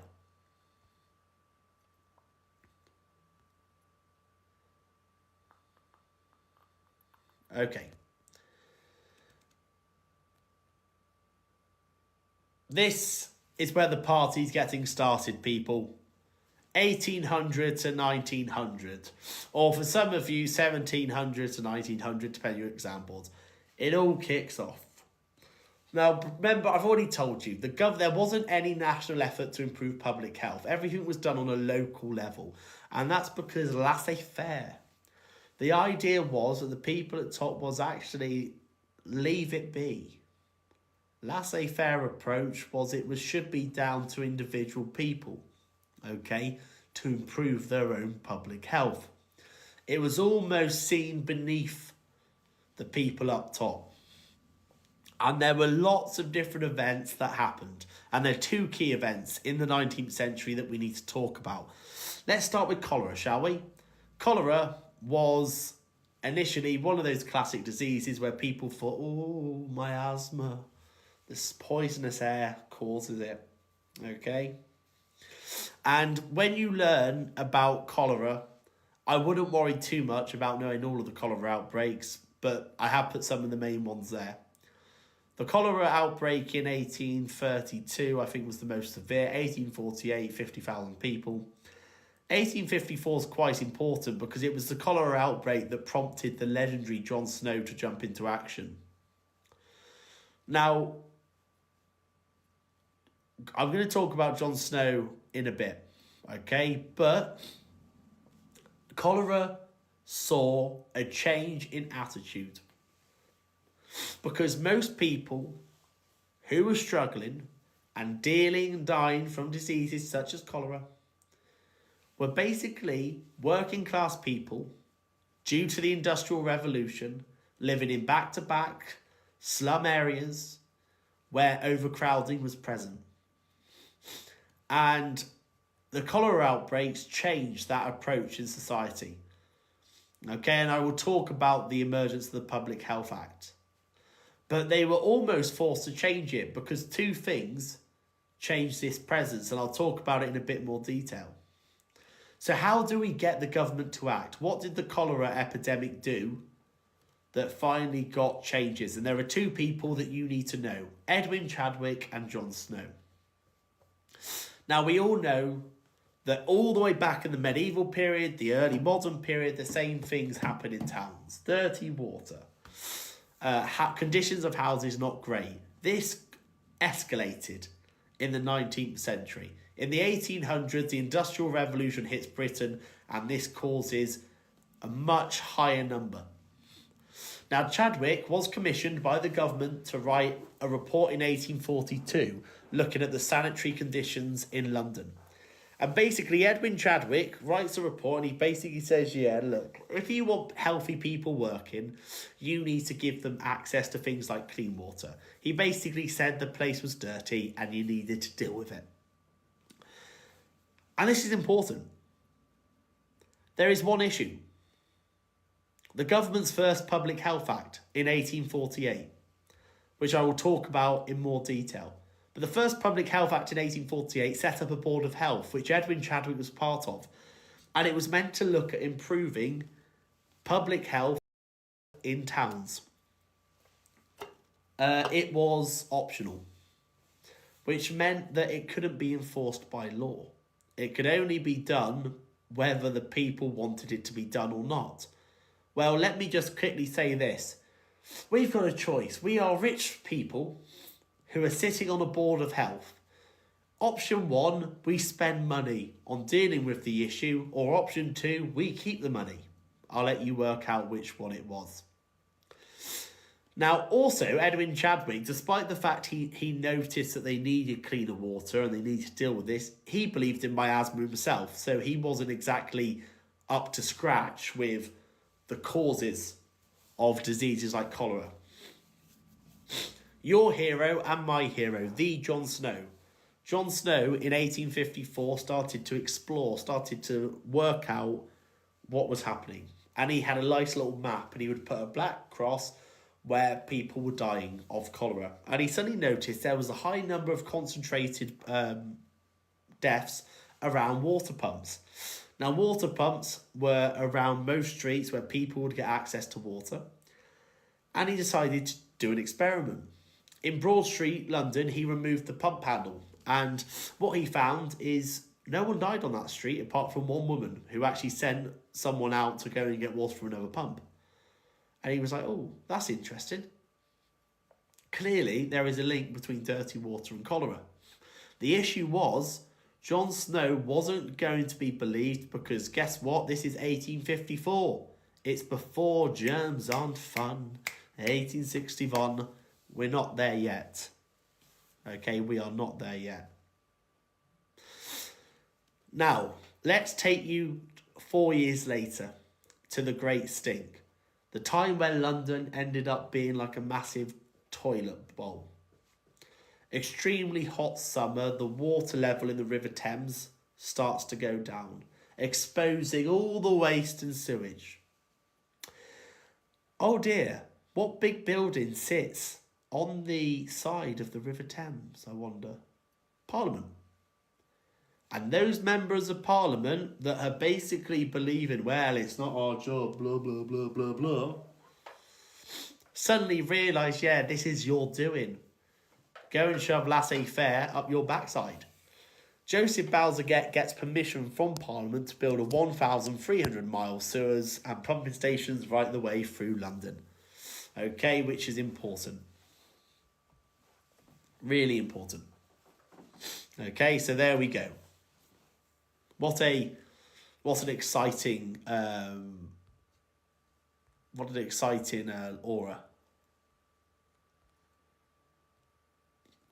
So just so you have a knowledge on the Public Health Act, here we are. The 1848 Public was set up after Chadwick's report, and he was one of the 3 commissioners, but it was optional. Now, the 1875 Public Health Act is basically a build-up of everything that's happened. Bazalgette sewage system. That's one. Bazalgette sewage system. Germ theory in 1861 means that Jon Snow can now explain the link between cholera and dirty water. 1867, working class people get the vote. And all of a sudden, we have finally done it.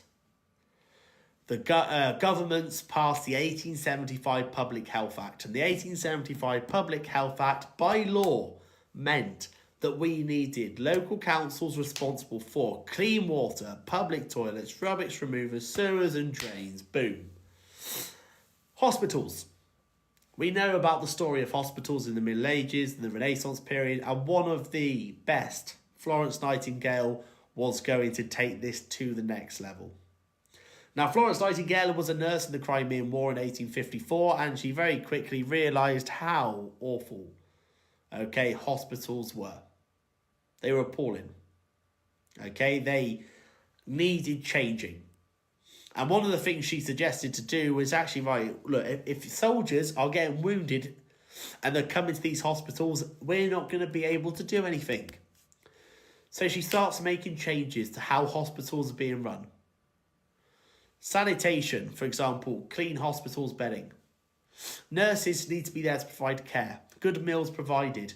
So this basic level of public health and improving the treatment of those wounded soldiers in the Crimean War saw the mortality rate fall.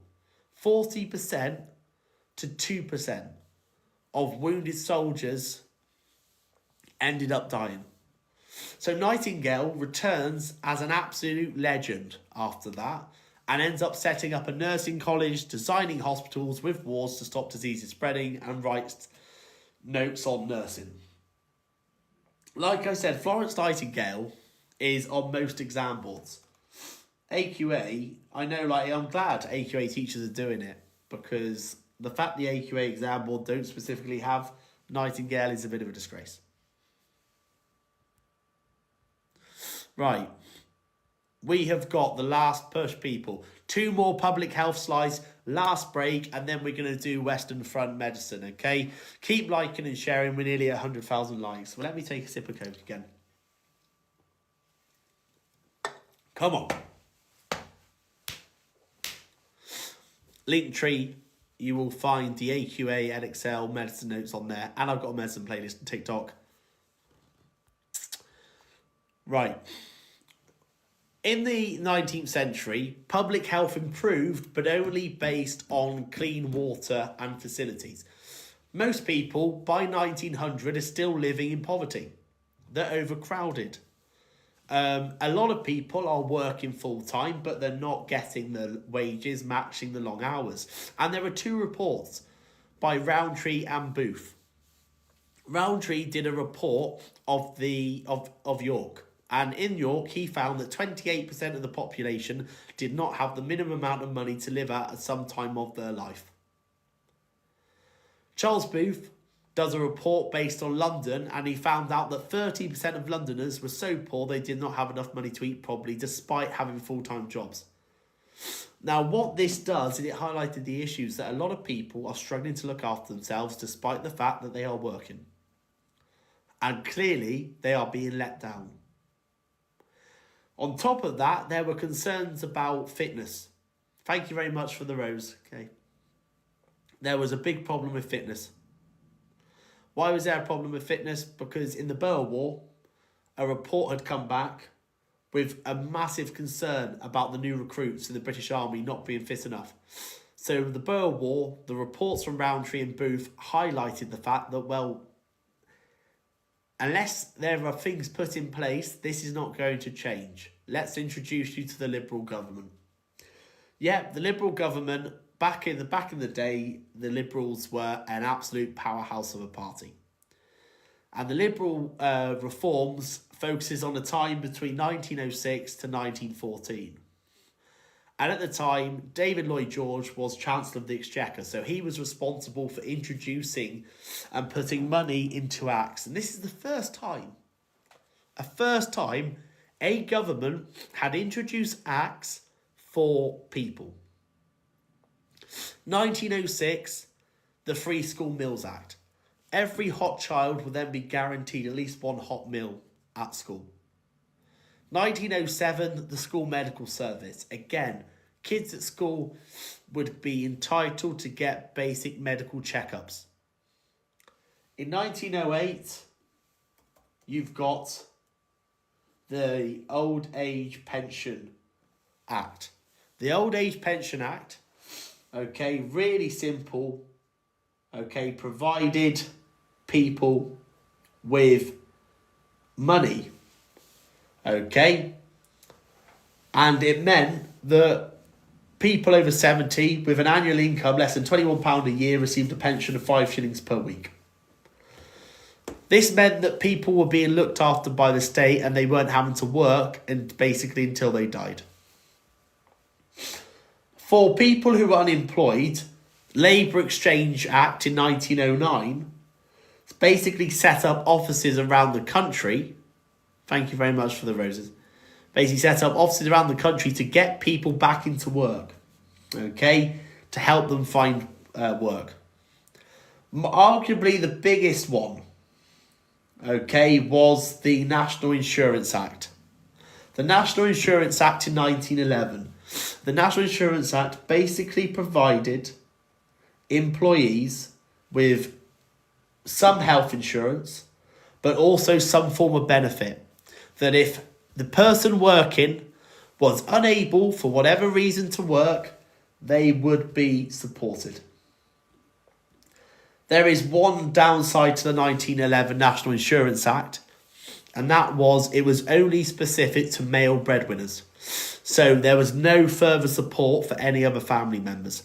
But it's the early example of a benefit scheme. Now, all of these were affecting vulnerable groups in society. Free school meals and school medical service to young, old age pensions for the elderly, labour exchanges for the unemployed, and national insurance for the working man. However, it doesn't stop there.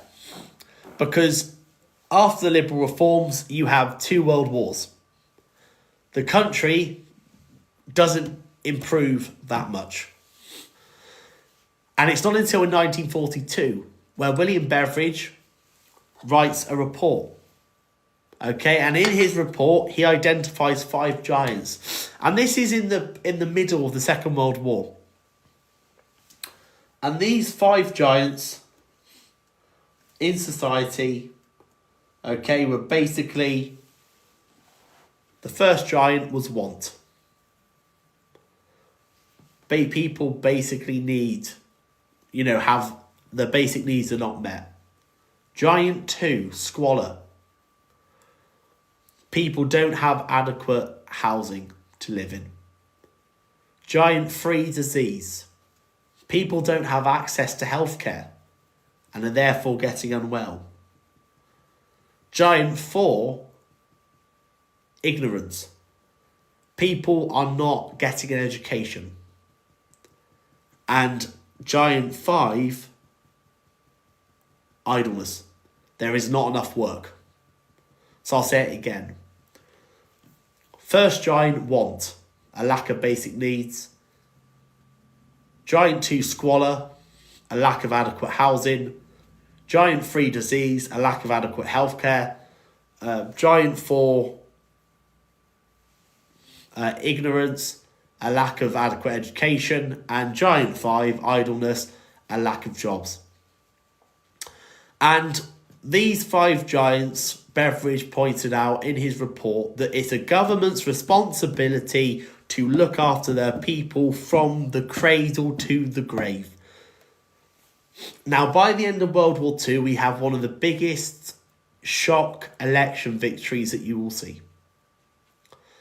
Churchill and the Conservatives were going off the back of we've led the country through World War II, but behind the scenes, a new party had sort of been emerging in the 1930s, and the Labour Party, led by Clement Attlee, was starting to promise a welfare state.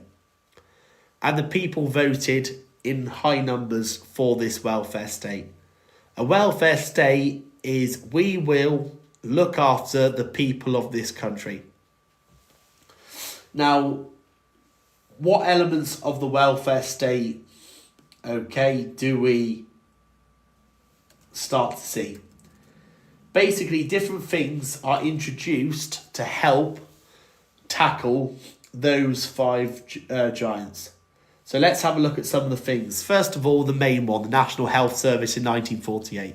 The National Health Service in 1948 provided universal access to healthcare. Okay. You've got the Education Act in 1944, extending how many people could get access to education. National Assistance Act, providing, forms of benefits and childcare costs and allowances. New towns. There were huge slums, a huge amount of slums being destroyed, and new towns. Okay, I'm trying to think of one off the top of my head. Telford, there we go. That's an example of a new town. Okay, we're starting to be built post-World War II. The Labour government create this welfare state.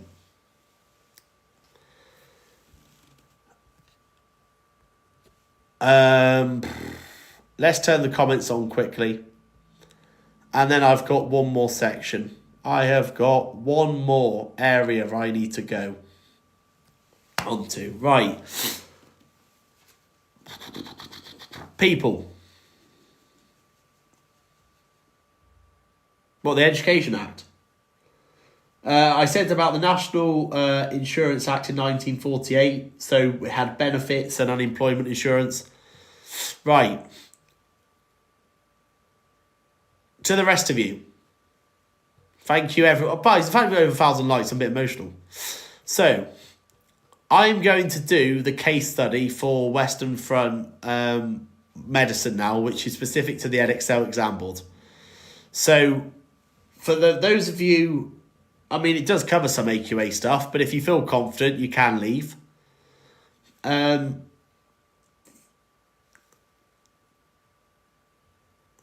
It says created in 19... Yeah, okay, sorry, 19... Yeah, no, okay, that was a mistake. Considering I put 1948 in the line above, it's just I've just put a little mistake there. Can anyone answer Lou's question? A Booth and Roundtree in the Edexcel exam board?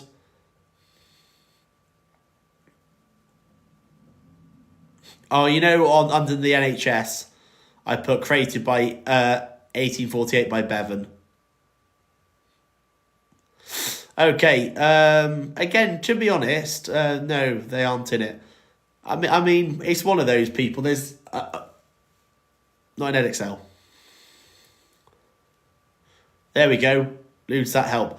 Okay, can I just check, people? Edexcel students, I've got about... can I just see who's here for the Western Front stuff? Melanie, so we've got want, squalor, disease, ignorance, and idleness.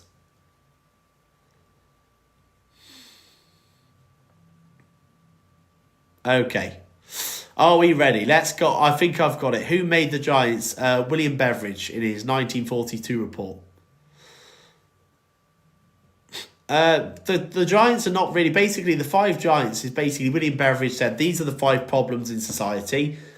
Government needs to do something about them. And that's when the Labour then decide to use that to try and say, right, we'll create a welfare state which will tackle these 5 Giants. Not really. To be honest, the stuff next is a real brief summary of medicine on the Western Front. No, I'm not on YouTube. I think the Edexcel students, 5 Giants, I want to say yes. I would be shocked if the 5 Giants weren't on the Edexcel exam board. I would genuinely be shocked. I always thought they were.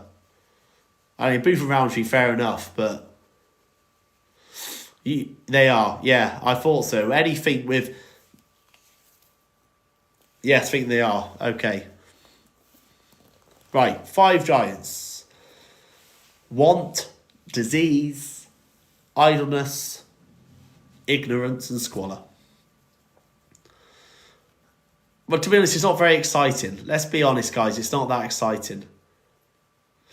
Oh, yes, antibiotic resistant MRSA is relevant. Yeah. Actually, guys, I'll tell you what. Let me just quickly put the... There we go, people.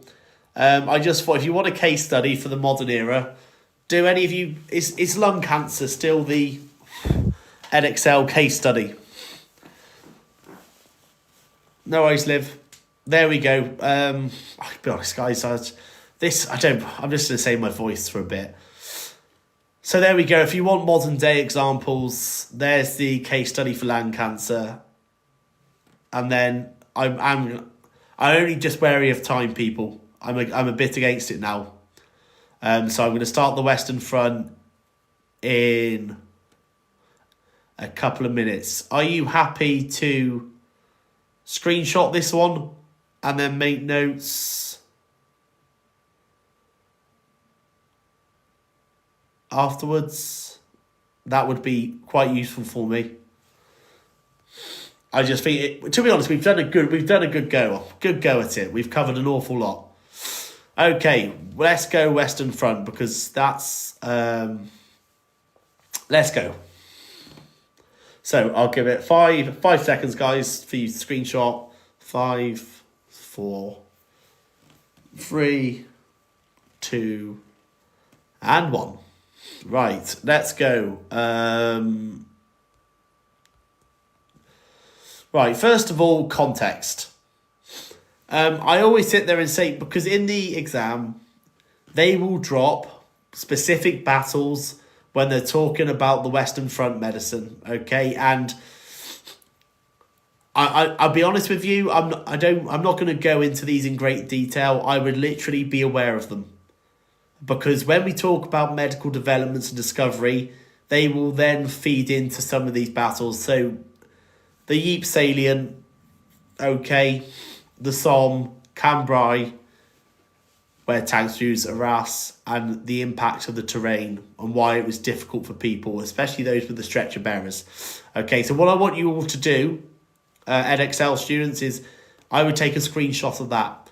And then after I've gone through the sort of developments, you can then add the context to them. So you'll be like, right, this discovery happened here, or here, or here. Okay? Does that make sense? So these are sort of the different battles that will reoccur or come up when we look at them. Melanie, Johnny's thank you. Edexcel now, Melanie. We finished with the rest of them. Okay, I'm just doing the case study for the Edexcel students because a few people asked me to do it. But if that's you done, Melanie, enjoy the rest of your night.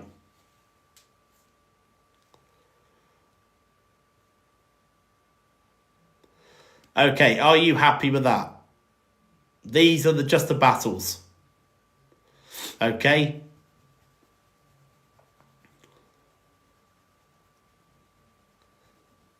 Right, happy, brilliant. So let's focus on the important stuff then. Let's look at the developments. Okay, so there, thank you very much, Leah, I appreciate that. Okay, so do me a favour and just we get those. Now, what I want to do is I want to move on to conditions. There are lots, and these are conditions requiring treatment on the Western Front.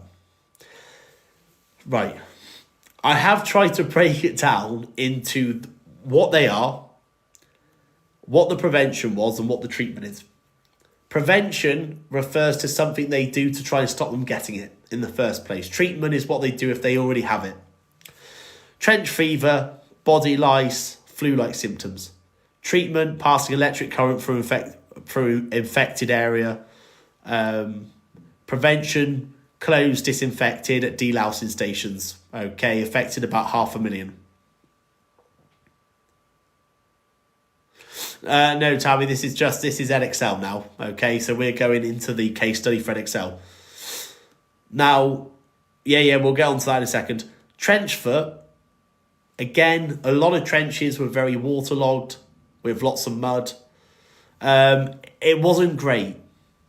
Trying to tell soldiers to keep clean was one thing, but amputation was very common. You've seen those manky pictures of trench foot, haven't you? Okay, where the skin has gone black and it's mouldy. A lot often amputation had to happen. Again, soldiers did try to change their socks, keep their feet dry, rubbing whale oil onto their feet. Shell shock. Shell shock is a really difficult one because a lot of it comes from what we now know as PTSD, from the heavy, constant artillery bombardment and living on edge. Treatment, and again, if your teacher told you so at special hospitals, fine, that's absolutely fine. The easy way to go about it is, for a large chunk of it, it's not well understood. Most people mistook shell shock for cowardice. Now, in terms of what Lou mentioned in the comments regarding hospitals, there were some hospitals that special hospitals set up to try and deal with shell shock, but largely 80,000 were shot, going back to that idea of cowardice. What weapons do we see? Okay, rifles most common. I'm not going to go into that. Machine guns were placed on top. Most injuries that happened on the Western Front from fractures and piercing organs came from machine guns. Artillery bombardments, massive. And a lot of the artillery bombardments caused what we had, shrapnel. Shrapnel is when the shells would maybe explode mid-air, just above the enemy, and shrapnel could be lodged within the body. I'll talk about that a bit more when we look at the X-rays. Different gas attacks. Okay, now mustard gas you'll know quite easily because of it had that horrible yellow colour. Okay, burns the skin. Phosgene gas I'll start with chlorine. Chlorine, death by suffocation. It was actually the use of chlorine gas which saw soldiers being given gas masks in 1915. The phosgene gas was faster acting. Okay, it would kill people much quicker. Are you happy with that? And are you happy with those conditions? So we can look at how and what the different people were in dealing with these conditions. Okay, we've got 2 slides left.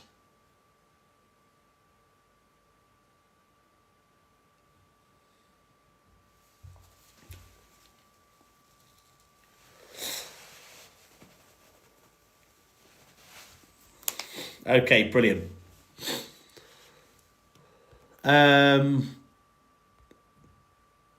Here we go. These are... Yeah, no, we're not today. Elizabeth, come back next week and we'll do that. So, there, that's great, Izzy. That's what it's here for. So, helping wounded people on the Western Front. These are the people dealing with the individuals, and when you get those weird source questions, sometimes the source questions where they sit there and say could be some form of source from any of these different groups as well. Okay, so again, the speed of treatment depends on the evacuation route. As war progresses, care improves. So, for example, there's no motor ambulances in 1914, 250 a year later. Ambulance trains, ambulance barges along the River Somme. It was basically they sort of learned as the war went on longer and longer. Stretcher bearers, we mentioned, they collect the wounded, 16 battalion, 4 for each side of the stretchers. The regimental aid posts were always close to the front line. And they were basically, if someone who was lightly wounded, the first place they would go is to the regimental aid post, sort of a quick fix. Field ambulance and dressing stations were emergency treatment areas for the wounded. Now, if you went further away from the trenches, and you're talking around about 10 miles, that's where you go to the casualty clearing stations. If it was a more severe injury where the regimental aid post or the field ambulance dressing station could not deal with it, they would be transported to the casualty clearing stations. Okay, and that is where they had highly equipped. And then finally, and these are sort of like base hospitals would deal with gas attacks. That's where they would have access to the x-rays as well. They were the furthest away. To get to a base hospital wasn't always that easy. Okay, not always that easy at all. So regimental aid posts are sort of first alongside your field ambulance and dress stations. Then you've got the casualty clearing stations, and worst case scenario, usually if you're base hospital, you're removed, you can no longer continue. And a good example is at Arras, and I talked about the context earlier. They had the underground hospital. Okay. And the two, and yep, here we come. When I mentioned a triage system, okay, triage system is where they would actually split up the wounded people. Okay, depending on who needs them more urgently. And the reason they could do that is because it allowed them to know where they could send the soldiers and to whom. The Royal Army Medical Corps are the organisation that provided medical care. And all of these people, as part of the Royal Army Medical Corps, could be people from the stretcher bearers to the people and the ambulance drivers. We have the infamous Fanny, the volunteer nurses who helped wounded. Okay, they were founded in 1907, okay, by a soldier who hoped they would be a nursing cavalry to help the wounded in battle. And they would volunteer, they would drive and help out. So there are the two organisations you need to know, the Royal Army Medical Corps and the First Aid Nursing Yeomanry. But these are the helping area. Okay, and that should give you a rough idea. I've got one slide left to do, people. Again, these are all on my linked tree. Someone was asking, sorry, I realised I left the WJC medicine. There's some great knowledge organisers free by WJC, absolutely. Maddie, email me and I'll send you the links to the knowledge organisers. They're at the WJC do some absolutely great knowledge organisers which might help you with the medicine course. So drop me an email. Right, people, are you ready for the last one? And this is obviously the different types of treatments. So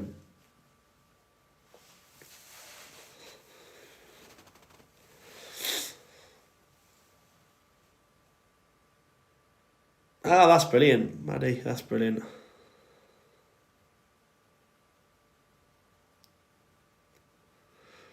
Okay, so we've got one person. There we go. Look at this.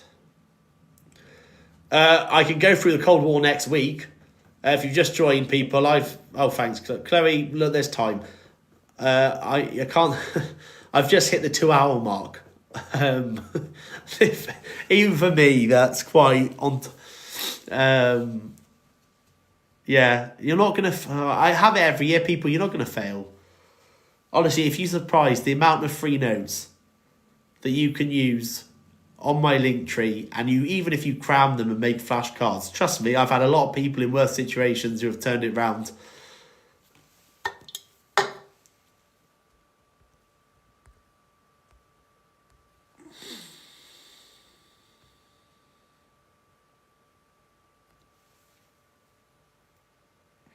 Okay. How does the Western Front impact medicine? Okay. Here are some of them. Now, the Thomas splint. The Thomas splint, as we know, is basically involved elevating and keeping a broken bone in traction. Okay, and because of this, survival rates went from 20 to 82%, and it reduced infection. It allowed the bones to mend themselves quicker because they would be strapped in, they would be elevated. Okay, and the Thomas splint would keep them compacted in traction. X-rays are classic, okay, developed in 1895. We know that we got to be quite critical of them, okay. Marie Curie, obviously, with the radiation and the importance of X-rays, as I discussed earlier, does have a significant role, but they do have some teething problems.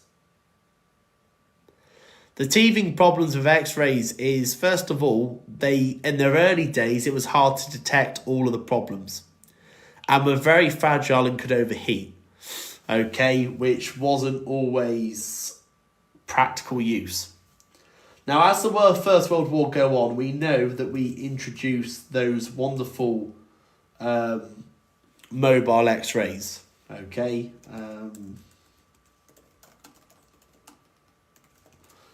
The reason I haven't put the Thomas splint date on there, is because I think the first time it was ever used was in 1875. So it was something that was before the First World War. It wasn't like the first time, if that made sense.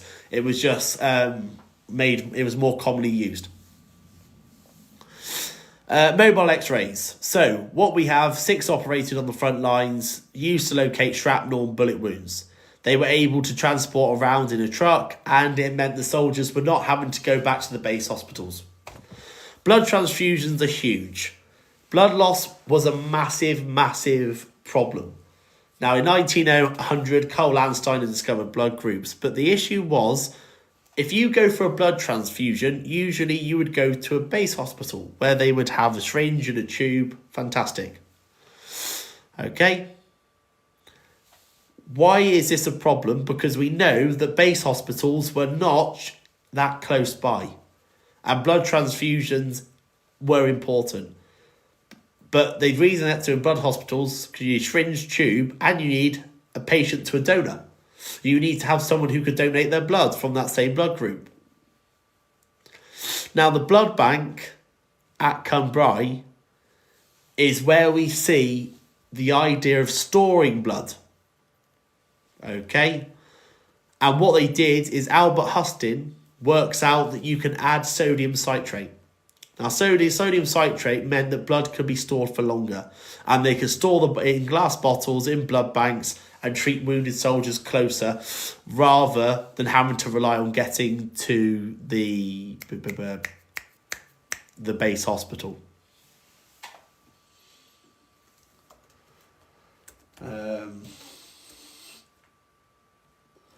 Now, I should have said, I've been really cool. When I said that extended to the CCS in 1917, that meant that, casualty clearing stations, which were set up for more serious wounds. Basically, by 1917, blood transfusions weren't just happening at base hospitals, they were also happening at casualty clearing stations as well. Brain surgery. Brain surgery is an interesting one because it's not really a well-known specialism at the time. And what they would do is use magnets to remove metal fragments from the brain using local anaesthetic. It wasn't that developed. Plastic surgery. Harold Gillies, we know about him developing new techniques, and he would use skin grafts, so taking healthy skin from another part of the body and developing that. And there are some keywords there. Right, people, I've got to go. Okay? And as much as I love this quality time with all of you, this is, I will see you all on Friday for some Germany live lesson. Thank you for all those people who've liked and shared. Go to my link tree for these notes on Western Front Medicine, or my medicine playlist. And that's me bowing out. Okay. People, keep it real. See you soon.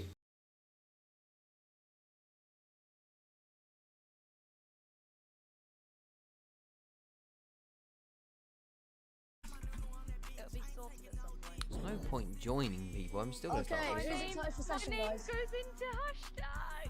No. That's horrible. Why? Okay.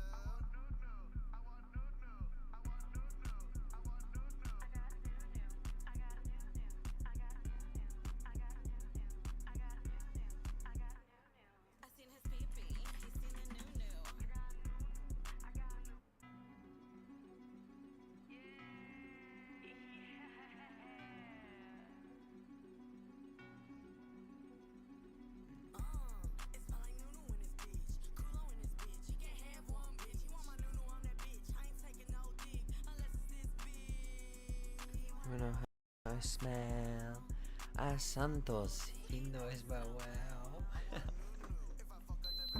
Fucking love this song. I find it hilarious how everyone just rejoins as soon as the server restarts.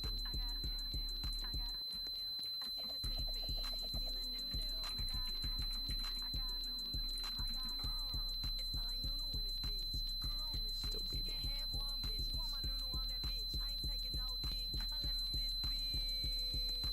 Hey everyone, who's excited for session? Let's go. Bingo. My name works. Oh yeah, Mr. J Dodger JDA. I'm missing Boom. EastEnders for this, I think. Depends. I will see near its time. Right, where's my name tag gone? Oh, has it? Oh, I think we need to reset. Oh, leave and rejoin. Refresh. Can you refresh it me, please? Wait, let me rejoin. Oh yeah, we need to rejoin, don't we? I'm not authorized to use Sims apparently. No, you don't need to rejoin. Don't rejoin, I gotta fix it, bear with me. Okay, hello everybody, how are we doing? Okay. Hello all. Hello, right, come inside guys, it's time for a little quick staff tour of the campus. Actually, that's true. He's seen a new. Guys, come in! Come. Wait, is this all the